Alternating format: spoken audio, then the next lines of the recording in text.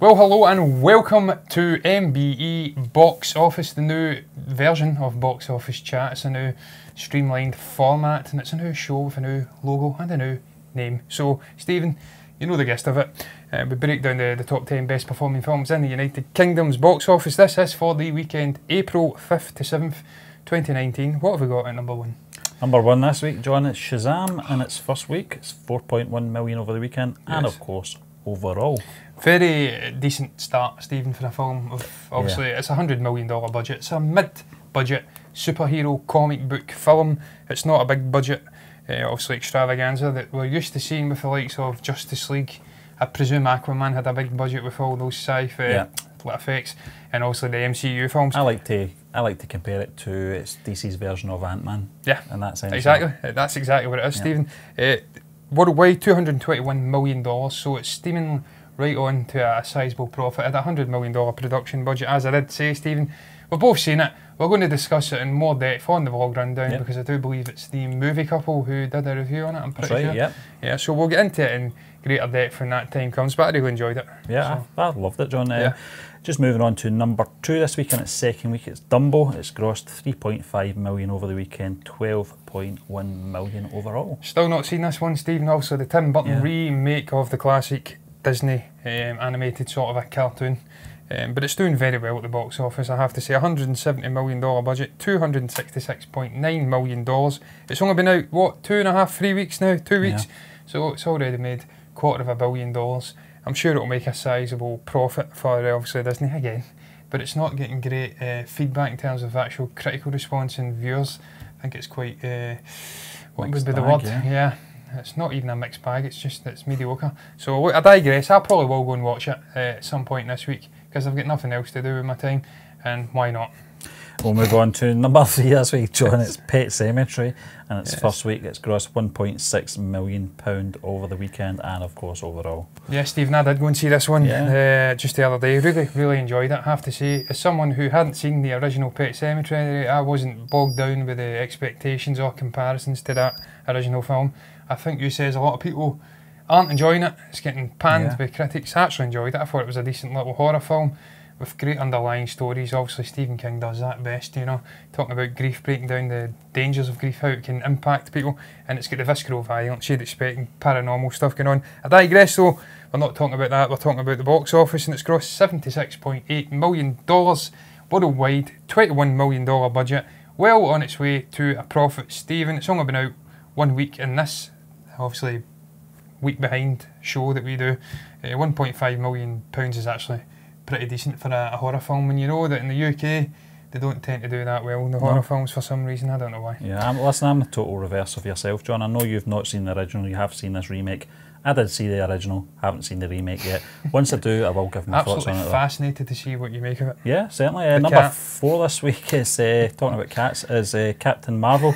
And its fifth week, it's grossed over 1.2 million over at the weekend and 34.9 million, just under 35 million overall. Has this been out 5 weeks? 5 weeks. 5 weeks, incredible when you think about it, Stephen. It does feel longer. I went and seen this film about 3 weeks ago, 4 weeks ago. Really enjoyed it. I know a lot of people didn't enjoy it.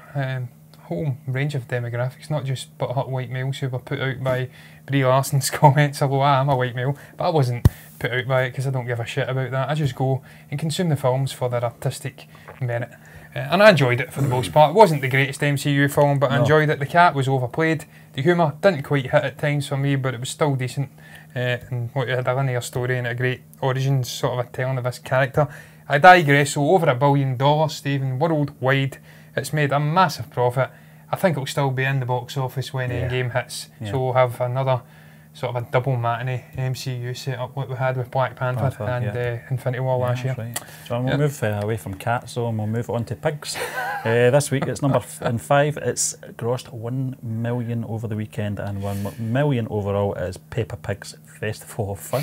As you can probably tell, Stephen, I haven't been to see this film. I'm not going to go and see this film because it's not for me. It's not my demographic. I don't have any young children, so there is no reason or justification for me ever being or appearing in a theatre with 2 and 3 and 4 year old children watching it. Yeah, I get why it's been done, John. But Peppa Pig's been out for a good 15 years now or something. It's been out They've for quite a long time. They've never done a film. This is actually, the duration of this film is only over an hour, which is surprising. I thought this would have come out maybe our spring break over here in the UK, but it's in its first week, and it's grossed 1 million. That's decent. Which is decent for it's a very short film. To be you need to remember, Stephen, obviously the demographic will be 23 to 45-year-olds, so they can't really sit and consume a 2-hour film. No, it's just long enough for them. That's a good point, John. But we'll move on, John, to number 6 this week. It's Missing Link. I think we did a trailer reaction for this. We did indeed, yeah. It's grossed 600,000 over the weekend, and obviously overall as well in its first week. Yeah, this is the Leica Studios stop motion film, Stephen. It's about, I think, Yeti meeting up with this explorer and they go off on an adventure. Looks incredible. Visually it looks superb. It's put together expertly by the people at Leica, as I did say, responsible for Kubo and the Two Strings and a whole host of other great stop motion films. I will go and watch this film. I haven't had a chance to see it yet. Big fan of stop motions. Just growing up with Wallace and Gromit and stuff like that. James and the Giant Peach. Big fan of the likes of Kubo, as I did say, and a whole host of other ones. Well, go and watch it. I don't know the worldwide box office figure. I think it's only $7.5 million in the United States. Very small release, I presume, over there. But look, that's a very decent opening for the United Kingdom. Just over £500,000 in its opening weekend for a probably little known film. And it's stop motion, so it's a niche market anyway. Number 7 this week, John, is Us in its third week. It's grossed on £400,000 over the weekend. Overall, £7.6 million. That is absolutely fantastic, Stephen, for a horror sort of a film with delusions of grandeur. Obviously, it's Jordan Peele. He likes his cerebral storytelling. That may put off some people in the United Kingdom. Because if you don't know, we did vote for Brexit. Well, I didn't.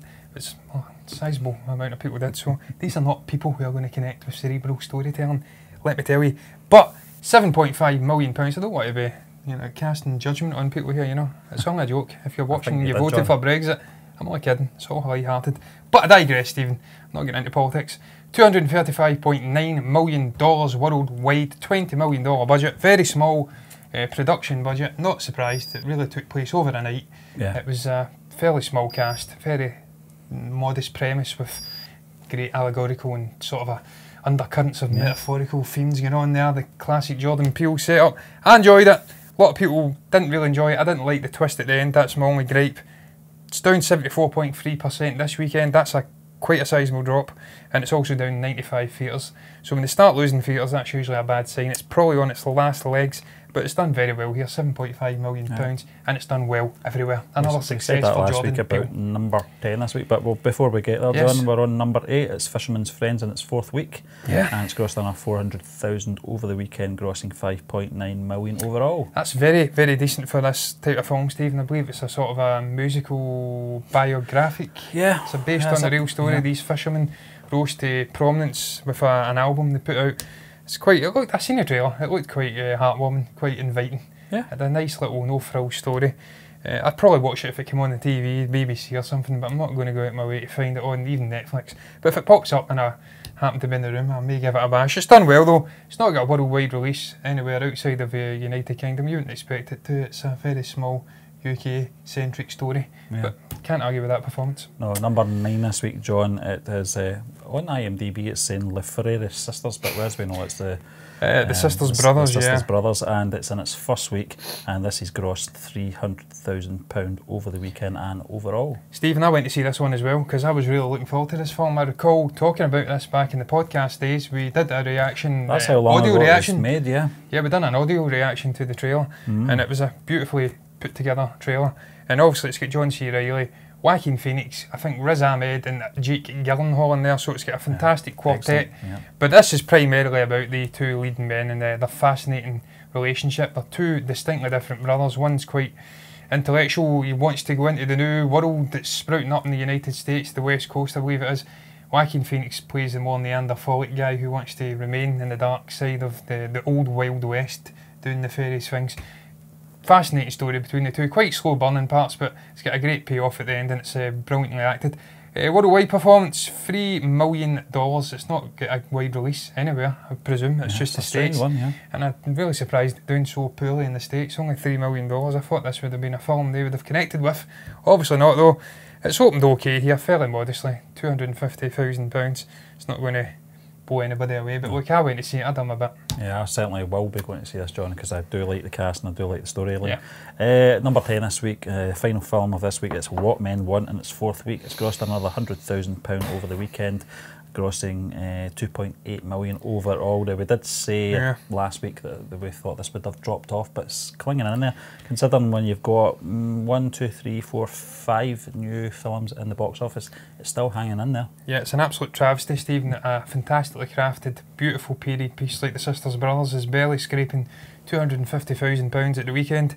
In its opening weekend, and you've got an utter pile of horse shit like this. Grossed £2.7 million.